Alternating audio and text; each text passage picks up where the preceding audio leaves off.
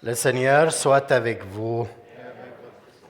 Évangile de Jésus-Christ selon saint Matthieu. Gloire à toi, Seigneur. Voici comment faut engendrer Jésus-Christ. Marie, sa mère, avait été accordée en mariage à Joseph. Avant qu'elle aille habiter ensemble, elle fut enceinte par l'action de l'Esprit Saint. Joseph, son époux, qui était un homme juste et ne voulait pas la dénoncer publiquement, décida de la renvoyer en secret. Comme il avait formé ses projets, voici que l'ange du Seigneur lui apparut en songe et lui dit : « Joseph, fils de David, ne craignez pas de prendre chez toi Marie, ton épouse, puisque l'enfant qui est engendré en elle vient de l'Esprit Saint. Elle enfantera un fils et tu lui donneras le nom de Jésus, c'est-à-dire le Seigneur sauve, car c'est lui qui sauvera son peuple de ses péchés. Tout cela est arrivé pour que soit accomplie la parole du Seigneur prononcée par le prophète. Voici que la Vierge concevra et elle enfantera un fils. On lui donnera le nom d'Emmanuel, qui se traduit « Dieu avec nous ». Quand Joseph se réveilla, il fit ce que l'ange du Seigneur lui avait prescrit. Il prit chez lui son épouse. Acclamons la parole du Seigneur. Louange à toi, Seigneur. Bien, frères et sœurs, on est dans le 4e dimanche de temps de l'Avent. Et c'est le dimanche consacré à Joseph. La figure principale ce matin, c'est Saint Joseph. Qu'est-ce qui se passe avec Saint Joseph? Une réalité très dure. Un homme que, au fond, il a souffert beaucoup.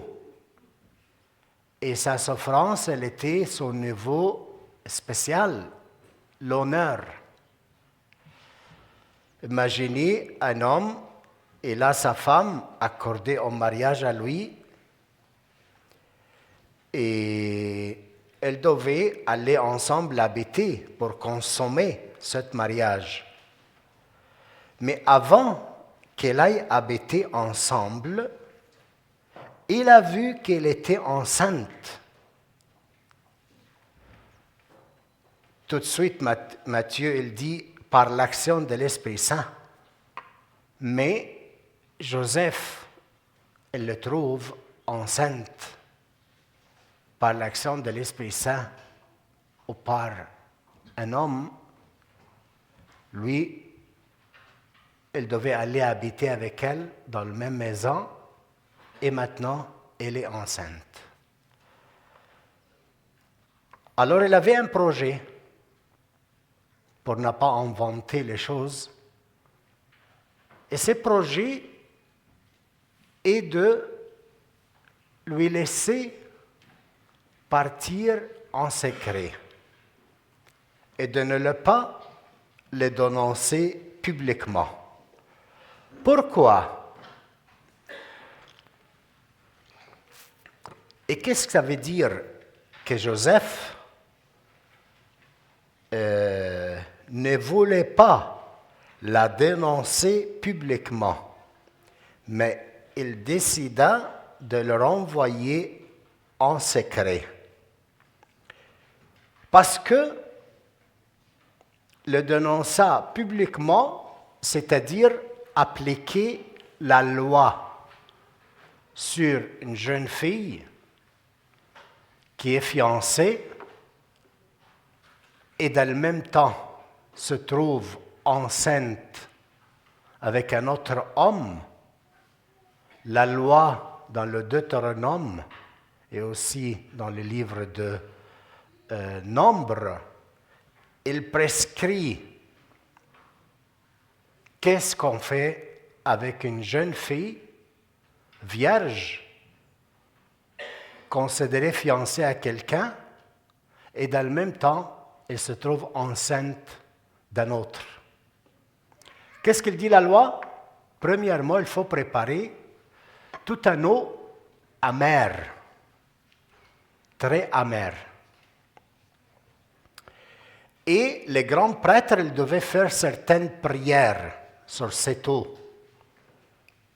Et la jeune fille qui est enceinte, elle devait boire en quantité grande cette eau. Et si l'eau, elle le fait mal, c'est-à-dire elle va être condamnée à mort à cause de ce qu'il a fait. Mais si l'eau ne le fait pas mal, c'est-à-dire celui qui l'a mis enceinte, c'est son fiancé, alors l'eau ne le fait pas de mal. Et c'était ça, la décision de Joseph, de ne la pas dénoncer publiquement, n'a pas mettre en scène la réalité de Marie qu'elle est enceinte. Elle devait boire cette eau et manifester sa réalité. Et Saint Matthieu, il dit, Joseph, elle était un homme juste. Pourquoi juste? Parce qu'il a planifié autre projet que de ce qu'il dit la loi. C'est de le dénoncer, le renvoyer en secret. C'est-à-dire, il écrit un livre, un papier, tu n'es plus ma femme, et tu vas en secret habiter seul, et moi, je ne suis pas engagé avec toi dans ce mariage. Il a formé ce projet parce que c'est un homme juste. Et qu'est-ce que ça veut dire un homme juste? C'est-à-dire qu'il s'ajuste.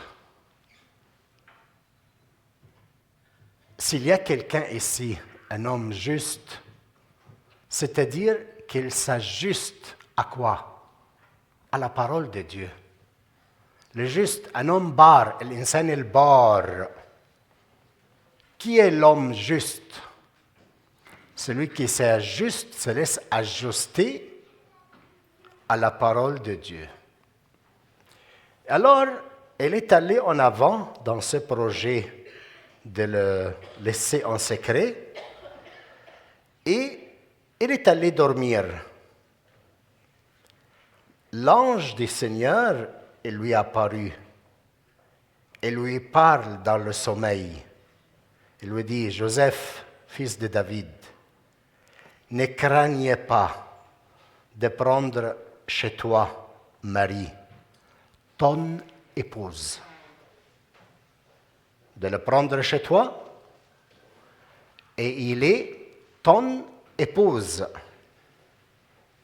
Puisque l'enfant qui est engendré en elle, c'est vrai qu'elle est enceinte, mais l'enfant qui est engendré en elle, elle vient de l'Esprit Saint. C'est l'Esprit de Dieu qui demeure et a formé cette gestation dans ta femme. Elle va enfanter un fils et toi, tu vas lui donner le nom Jésus. Pourquoi Jésus? C'est-à-dire quoi Jésus? Je sois Yeshua. Dieu sauve son peuple de ses péchés. Alors, cet enfant qui est dans le sein de ta femme, il est de l'Esprit Saint et il va sauver son peuple de son péché. Il y a une autre chose qu'il doit faire. Tout ça, ça arrive, il accomplit la parole prononcée par le prophète Isaïe. Voici que la Vierge concevra, elle enfantera un fils, et lui donnera le nom d'Emmanuel, c'est-à-dire Dieu avec nous. Alors, Dieu nous sauve de nos péchés en restant avec nous. Quand Joseph, il a compris ce projet que l'ange lui a annoncé, qu'est-ce qu'il fait? Quand Joseph se réveilla, il fit ce que l'ange du Seigneur lui avait prescrit. Il prit chez lui son épouse Marie. Très intéressant, mes frères, à voir l'attitude de Joseph ce matin, parce que